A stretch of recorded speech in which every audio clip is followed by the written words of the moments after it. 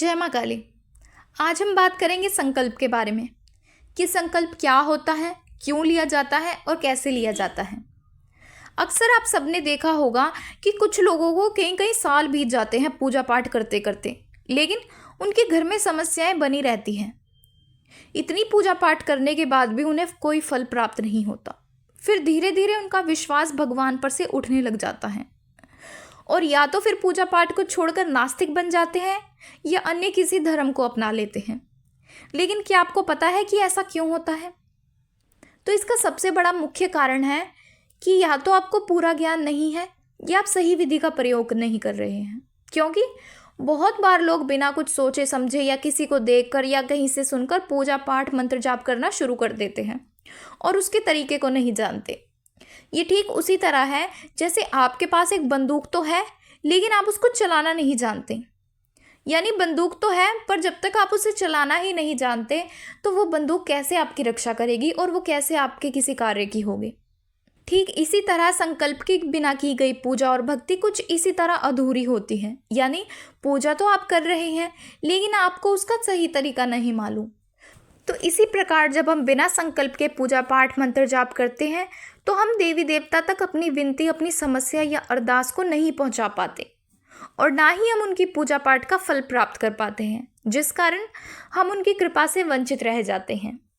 ये एक ऐसा कदम है जो हमारी पूजा को सफल बनाता है, लेकिन ज़्यादातर लोग इसकी अहमियत को समझ नहीं पाते और फिर उनके हाथ केवल निराशा ही लगती है।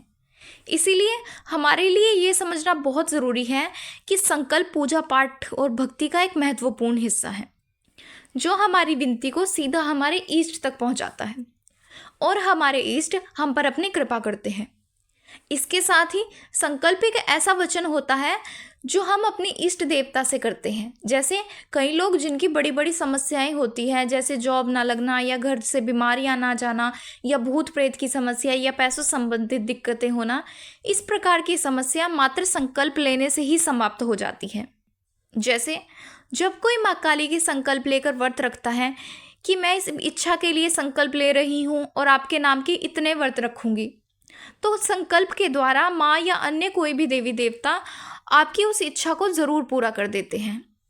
और ऐसा भी देखा गया है कि जितने व्रत का आपने संकल्प लिया है वो पूरे भी नहीं होते, उससे पहले ही आपकी इच्छा पूरी हो जाती है। इस तरह से संकल्प अपना कार्य करता है। लेकिन अगर आप बिना संकल्प के ये सब करते हैं तो उसमें कुछ नहीं कहा जा सकता कि आपकी इच्छा पूरी होगी भी या नहीं, क्योंकि संकल्प एक तरह का वचन या वादा होता है जो एक भक्त और भगवान के बीच में होता है। अगर एक भक्त अपने वचन को पूर्ण श्रद्धा और भाव से निभाता है तो भगवान भी उनकी दृढ़ निष्ठा को देखकर उन पर अपनी कृपा करते हैं और उनकी इच्छा को स्वीकार करते हैं। जिस प्रकार दानवों ने दृढ़ संकल्प लेकर बाबा भोलेनाथ जी की भी साधना की कि जब तक वो नहीं आएंगे तब तक हम जाप करते रहेंगे। जैसे रावण ने अपने शीश काटने का संकल्प लिया कि बाबा भोलेनाथ जी उनके सामने आकर प्रकट हों। रावण अपने सिर एक एक करके काटता गया, तो जब आखिर में उसका एक शीश शेष रह गया तब बाबा भोलेनाथ जी स्वयं प्रकट हुए और रावण ने बाबा भोलेनाथ जी से अपना मनचाहा वरदान प्राप्त किया। इसलिए हम ये कह सकते हैं, अगर हम अपना सचमुच संकल्प पूरा करते हैं तो भगवान हमारी इच्छा को पूरा करते हैं और हमें मनचाहा वरदान ज़रूर देते हैं। तो संकल्प देवता को ये विश्वास दिलाता है कि भक्त अपने वचन पर स्थिर है और अपनी समस्याओं के समाधान के लिए अपनी पूरी श्रद्धा और निष्ठा के साथ प्रार्थना कर रहा है। जब तक हम संकल्प नहीं लेते तब तक हमारी पूजा और मंत्र जाप देवता तक पूरे रूप से नहीं पहुंचती। इसके विपरीत संकल्प के साथ की गई पूजा मंत्र जाप देवता की कृपा को बहुत जल्दी प्राप्त करने का एक सीधा साधा आसान मार्ग है। आप सबने देखा भी होगा कि जब कोई भक्त, साधक या कोई पंडित जी आपके लिए मंत्र जाप हवन करते हैं तो वो बहुत जल्दी सफल हो जाता है। और इसके पीछे का मुख्य कारण यही है संकल्प लेना, क्योंकि पंडित जी या साधक किसी भी पूजा पाठ को शुरू करने से पहले साक्षी मानकर एक दृढ़ संकल्प लेते हैं जिसमें वो देवता के समक्ष पूजा का उद्देश्य रखते हैं, यानी पूजा क्यों की जा रही है, किसके लिए की जा रही है। तो संकल्प के कारण उनकी पूजा अधिक प्रभावी होती है और देवता उनकी विनती को स्वीकार करते हैं। इसी के साथ संकल्प लेते समय साक्षी मानना भी बहुत ज़रूरी है, क्योंकि साक्षी मानने का मतलब है किसी ऐसे व्यक्ति या भक्त का नाम लेना जो देवता के बहुत प्रिय हो, या जिनकी पूजा साधना आप कर रहे हैं वो भक्त या साधक भी उन्हीं की उपासना करता हो। इसका महत्व इसलिए है क्योंकि ये संकल्प को और शक्तिशाली बनाता है और देवता आपकी विनती को तुरंत स्वीकार करते हैं। जैसे इसको हम एक उदाहरण के माध्यम से समझ लेते हैं।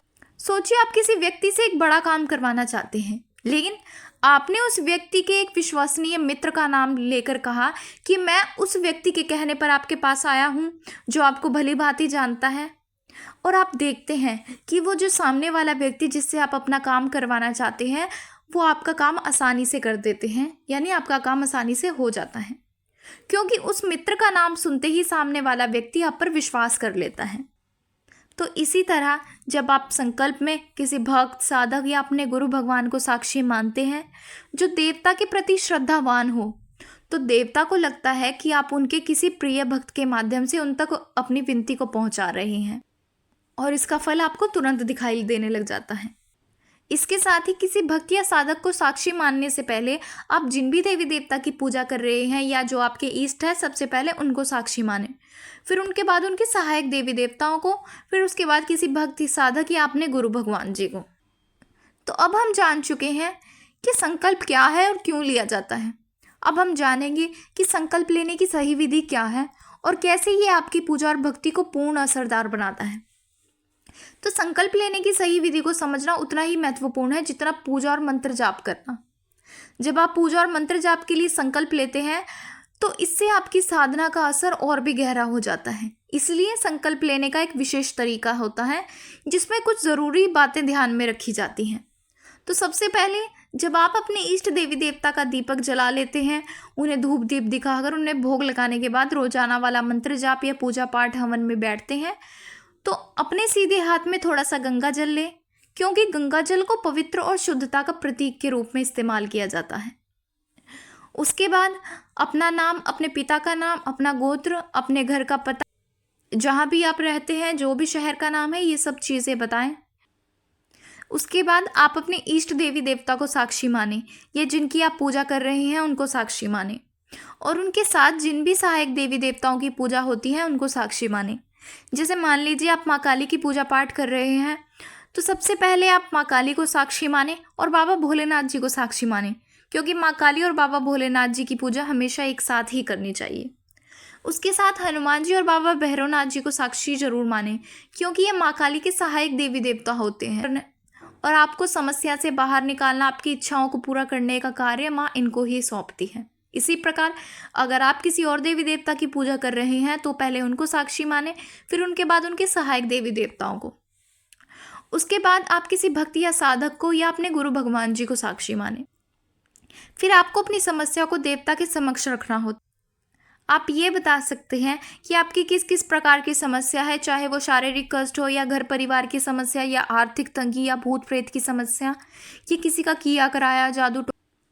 तो जब भी आप अपनी इच्छा को व्यक्त करें तो पूरी श्रद्धा के साथ उनसे उनका आशीर्वाद मांगे और फिर उन्हें बताएं कि मैं आपका इतना पाठ करने का संकल्प ले रहा हूँ, या आपके इतने मंत्र की इतनी माला का जाप करने का संकल्प ले रहा हूँ, या इतने व्रत का संकल्प ले रहा हूँ, और मेरी इस समस्या का समाधान करें। उसके बाद गंगा जल को अपने इष्ट देवी देवता के चरणों में समर्पित कर दें। तो मैं आपको एक बार बोलकर दिखा देती हूँ कि संकल्प कैसे लिया जाता है, ताकि आपको संकल्प लेने में कोई भी परेशानी ना हो और आपको आसानी से समझ आए। जैसे मेरा नाम ये है, मेरे पिता का नाम ये है, मेरा गोत्र ये है, मैं यहाँ का रहने वाला हूँ, इस देश में रहता हूँ, मेरे घर का नंबर ये है, मेरी गली का नंबर ये है। मैं माँ काली आपको साक्षी मानकर, बाबा भोलेनाथ जी को साक्षी मानकर, बाबा भैरवनाथ जी को साक्षी मानकर, हनुमान जी को साक्षी मानकर और अपने गुरु भगवान जी को साक्षी मानकर, यहाँ अपने गुरु भगवान जी का नाम ले या जिस भी भक्त या साधक का नाम लेना चाहते हैं उसका नाम, इनको साक्षी मानकर आपके इस मंत्र की इतनी माला या आपके इस पाठ के इतने जाप करने का संकल्प ले रहा या आपके हवन करने का संकल्प ले रहा हूँ। कृपा करके मेरी यह समस्या है, मुझे इस समस्या से बाहर निकाले और अपनी कृपा करें। फिर उस जल को माँ या जिन भी देवी देवता की आप पूजा कर रहे हैं उनके चरणों में समर्पित कर। और ये कोई इतना बड़ा और मुश्किल कार्य भी नहीं है, इसमें केवल आपको 4 से 5 सेकंड का समय ही लगता है, लेकिन इसका प्रभाव बहुत बड़ा होता है। इसके साथ ही आपको यहाँ एक और बात समझने वाली है। अगर आप कोई विशेष अनुष्ठान करते हैं जैसे साधना, हवन, तो उस समय आपको संकल्प लेते समय अपने हाथ में गंगा जल के साथ साथ पुष्प और थोड़े से अक्षत भी लेने होंगे। अक्षत यानी कि जो साबुत चावल होते हैं जो टूटे नहीं होते, और साथ में 1 रुपए का। आप इन सभी वस्तुओं को अपने सीधे हाथ में लेकर संकल्प ले सकते हैं।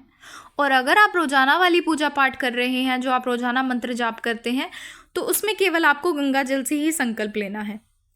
तो इस प्रकार संकल्प का महत्व समझना और उसके अपनी पूजा पाठ, व्रत और साधना में शामिल करना एक अत्यंत आवश्यक कार्य है, क्योंकि संकल्प के बिना कोई भी पूजा अधूरी ही मानी जाती है।